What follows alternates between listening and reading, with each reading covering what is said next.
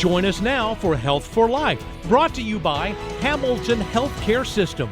Today, we're talking with Dr. Nancy Carnevale of Anna Shaw Children's Institute in Dalton. Thank you for joining us today, Dr. Carnevale. Thank you for having me. Dr. Carnevale is a board-certified developmental behavioral pediatrician and the medical director of Anna Shaw Children's Institute at 1201 Burleson Road behind Hamilton Medical Center in Dalton, Georgia. She specializes in attention disorders, autism spectrum disorders, behavioral and developmental challenges, and more. Dr. Carnevale graduated from Assumption College in Worcester, Massachusetts, attended medical school at Brown University in Rhode Island, and completed her residency in pediatrics at the University of Connecticut. She also completed her fellowship at Brown University and is board certified in neurodevelopmental disabilities. Dr. Carnevale, thank you so much for joining us again for the show. Thank you.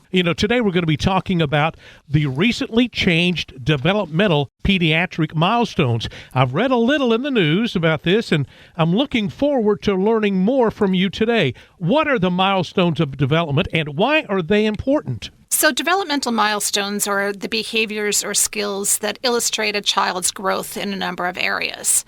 The milestones have been established based on what most children do at a certain age. Examples are the age at which a child smiles for the first time, maybe takes his steps, maybe says his first word. So children reach certain milestones in how they play, how they learn, how they speak, how they act, and how they move, such as crawling and walking. So a parent may ask me, my 2-year-old is not walking. Is that normal? My 9-month-old is afraid when I leave the room. Is that normal? Ooh, I understand. So why did they decide to change these milestones? So the list of developmental milestones could really be confusing at times. They also did not include a 15-month or 30-month set of milestones. Those are times that children do go in for well child checks. We've been using the same list for years. But with time, our understanding of how important it is to recognize a child's development has increased. So it was time to look at these milestones again. How did they decide what needed to be changed in the first place? So basically, the CDC convened a task force of the American Academy of Pediatrics to look at these.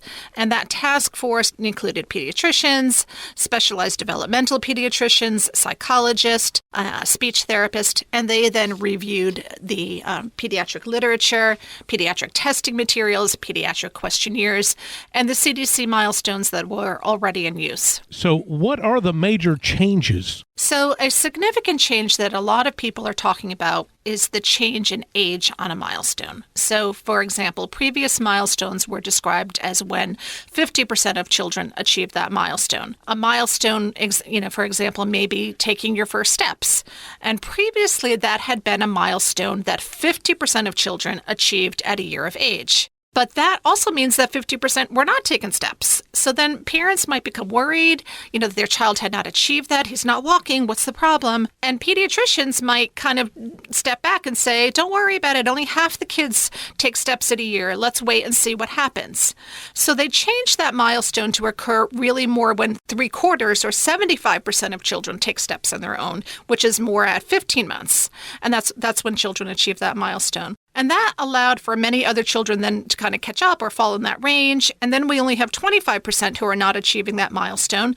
So the pediatrician then can look at it a little bit more closely, figure out why, take a further history, do more screening or testing if needed, instead of taking that kind of wait and see approach. Gotcha. Very interesting. What are some of the other changes? So as I said before, they needed to add some times, like 15 months and 30-month-old, because they go to the pediatrician at that point. They eliminated some language that was confusing. Like there was some language that would say, may take your first steps. Well, do they or do they not? And I think parents were really confused about that. They moved some milestones. They reduced the number on each list so it wasn't, again, as confusing. And they've spent a little bit more time on what they call social and cognitive skills. So it's easier for us to think about motor, kind of the standing, walking, those kind of things. But we don't think as much about social and cognitive, which are just as important. So, what is a child supposed to do socially? When do they play peekaboo? When do they play with friends? Or cognitive skills such as coloring and drawing a person. They also eliminated crawling, as a lot of children actually never crawl. They just go right to walking. They also took away a box of things that parents should be concerned about.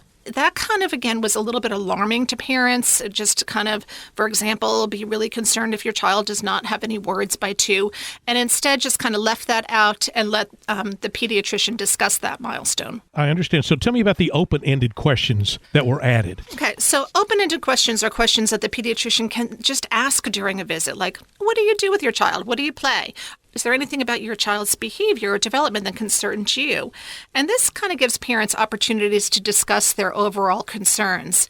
Sometimes parents are worried that they may be bringing up things that may be judged, and this kind of gives them an opportunity to speak with someone that they trust about their child's concerns. Well, we are broadcasting on the radio, many radio stations, and also in a podcast that's going worldwide. So tell all the listeners, what other things should they know? So basically, to look on that CDC website, it has a lot of information, and that's where they have the updated milestone list. It's in English and in Spanish, and there are also just some great developmental tips that are helpful for parents in learning how to improve their child's development and monitor their child's development. All great information to know. And before you go, I would love for you to tell us a little about Anna Shaw Children's Institute in Dalton. So Anna Shaw Children's Institute is dedicated to the memory of Anna Sue Shaw, and it's a regional leader for the care of children ages birth to 11 who experience the challenges of developmental delays. We have therapies for physical therapy, occupational therapy, speech and feeding therapy. We also have psychological services, including individual counseling, family counseling,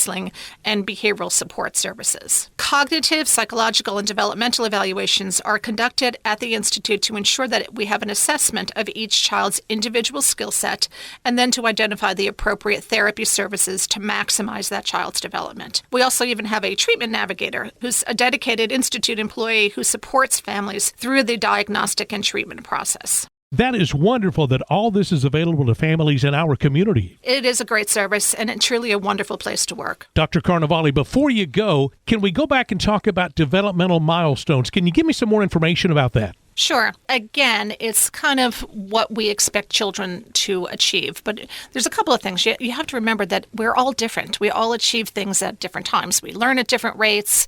We have strengths and weaknesses. Just as you get older, somebody may be good at reading and not as good at math. So those differences can start at a very young age. Sometimes children don't write as well.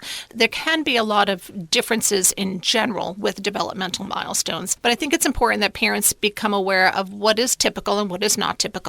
And that way they can approach it with their doctor, and the doctor can determine, well, this is a concern or not a concern. The other thing is, if parents are uncomfortable talking to their doctor, or their doctor doesn't maybe see it as much of a concern, and parents do, they can always call the early intervention program. So there's something in Georgia called Babies Can't Wait, which does assessment on children to see if they are behind and if they qualify for services. So that is something for children, from babies from 0 to 3 years of age. At 3 years of age, again, if a parent is concerned and maybe wants to go that step further, they can always call their local school department and ask for an evaluation. And that school department then can assess the child and find out, again, if they're behind with their gross motor skills or their fine motor skills or their language. And if that's the case, then they can also they can come up with a plan and provide therapies for those areas where children might be behind. So there's going to be variability. We're all different in, again, our strengths and weaknesses. I think the bigger thing is to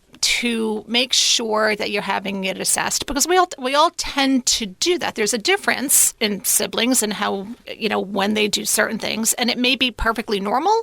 It also could be atypical. And at that point, it's better to be on the safe side and have them assessed and reassured than to take that wait and see approach. Yeah, that's very interesting. Very interesting. Thank you for being our guest today. Thank you. For more information about Anna Shaw Children's Institute, call 706-226-8900 or visit hamiltonhealth.com/children. For an appointment at the Institute, please ask your child's pediatrician for a referral. This program in no way seeks to diagnose or treat illness or to replace professional medical care. Please see your healthcare provider if you have a health problem. Thank you for listening to Health for Life, a presentation of Hamilton Healthcare System.